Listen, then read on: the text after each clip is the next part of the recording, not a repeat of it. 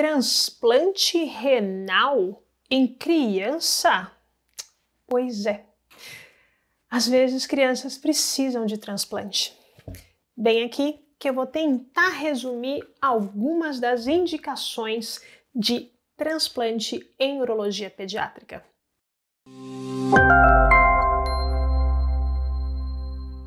Então, infelizmente, algumas crianças precisam ir ao transplante renal porque perderam a função do rim. E quais são as causas disso? Algumas malformações do trato urinário, como por exemplo, obstruções da drenagem do rim, malformações do próprio rim, rins que não se formaram. Às vezes a criança já se formou com um rim único congênito, e esse rim pode vir com alguma alteração, com alguma obstrução, com alguma funcionalidade diminuída, ou mesmo os dois rins que passaram por processos de infecção urinária de repetição, e isso fez gerar cicatrizes, ou o que levam à perda da função do rim. Malformações da bexiga e da coluna, como a mielomeningocele e a espinha bífida, em que a pressão da bexiga é muito grande.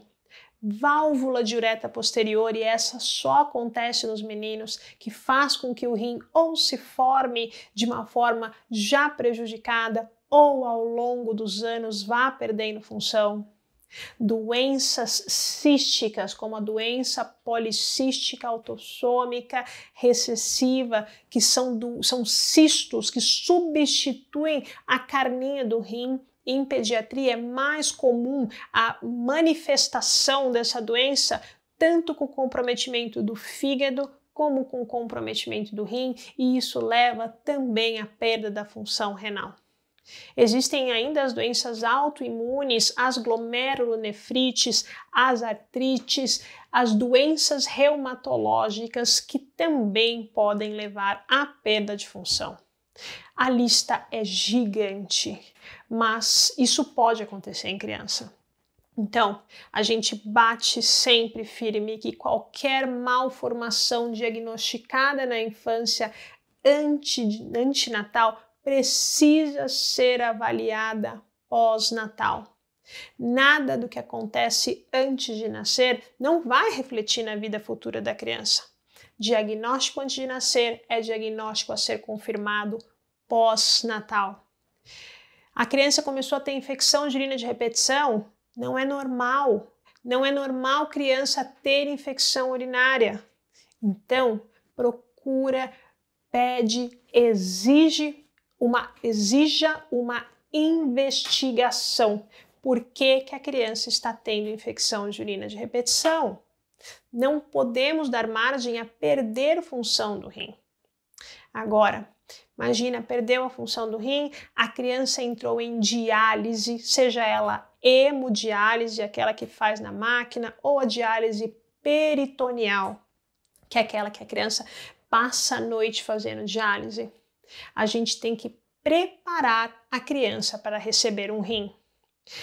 Nossa intenção é sempre deixar a criança no menor tempo possível em diálise, até que um rim surja para ela.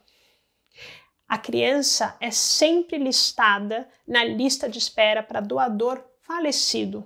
O doador falecido é aquela pessoa que já não está mais aqui, que não vai mais precisar do rim dela. E a prioridade na lista é rim de criança, ir para criança. Então, quando uma criança é listada na fila de espera, ela pode receber um rim de adulto sim, mas se chegar um rim de criança, a prioridade é para a criança. A classificação para quem vai cada rim é determinado pelo fator ABO, ou seja, o tipo sanguíneo, e a compatibilidade entre quem está doando e quem vai receber. E isso tudo é tema para uma longuíssima discussão, mas é importante saber que existem critérios de seleção do rim. E a criança ou o adulto, quem vai receber o rim que é mais compatível com ele. Dá para receber rim do pai e da mãe? Dá. Mas pensa comigo. Se a criança acabou de entrar na lista de espera e existe um rim de alguém que já não está mais aqui na Terra e que não vai mais precisar dele e é compatível com a criança, por que não receber esse rim? Será que a gente realmente precisa tirar o rim da mãe, o rim do pai e tornar o pai ou a mãe pessoas que vão necessitar de segmento, de internação, de reclusão, de cuidados especiais? Porque quem vai cuidar da criança depois? Então, nossa prioridade é que a criança receba o rim de quem já não vai mais precisar. O rim transplantado não dura para sempre. Ele tem um tempo de duração. Se a gente pudesse escolher o melhor rim e pudesse jurar que esse rim vai ficar ali para sempre, seria ótimo. Mas nem sempre é assim. Então, a gente pode até segurar o rim da mãe e do pai para, se precisar, um segundo transplante. Então, a prioridade é um rim de criança e para criança de quem já não está mais aqui.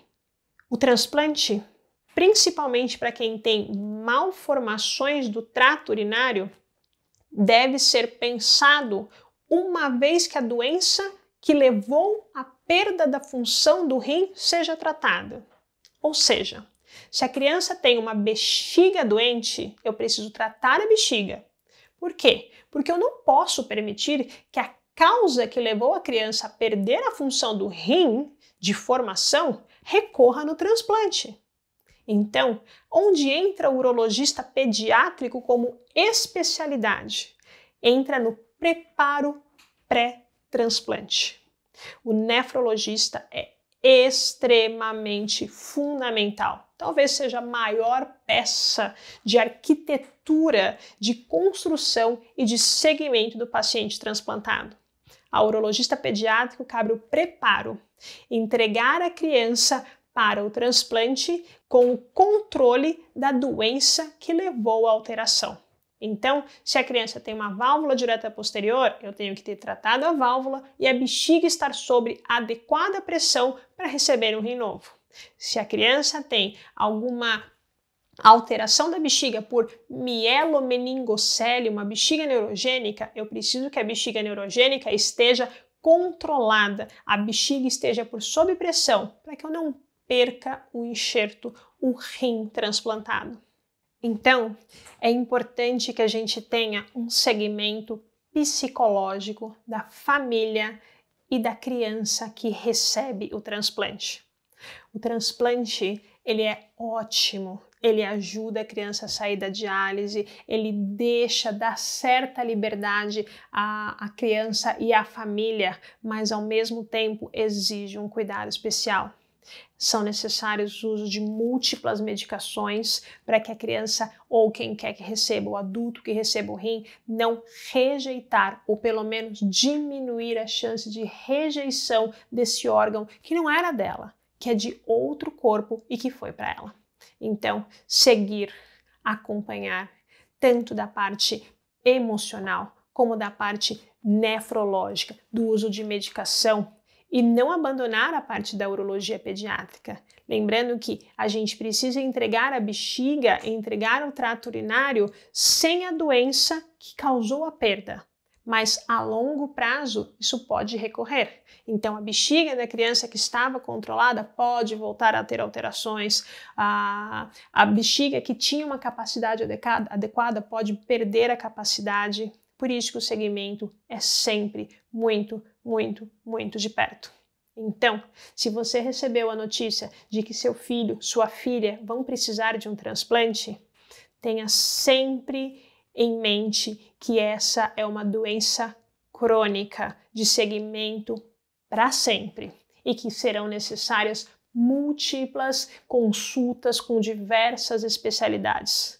A gente da urologia pediátrica tem a intenção de preparar a criança para receber o transplante na melhor condição de armazenamento da bexiga e com a melhor receptividade do enxerto.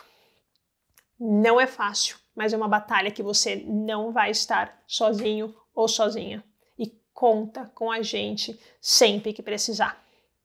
Lembra que isso aqui é só um resumo e que nada substitui a consulta médica. Se surgirem dúvidas, manda aqui nas demais redes sociais que a gente vai tentar te ajudar. Gostou? Curtiu? Dá um like, espalha a notícia para todo mundo que a gente está aqui para ajudar. A gente se vê.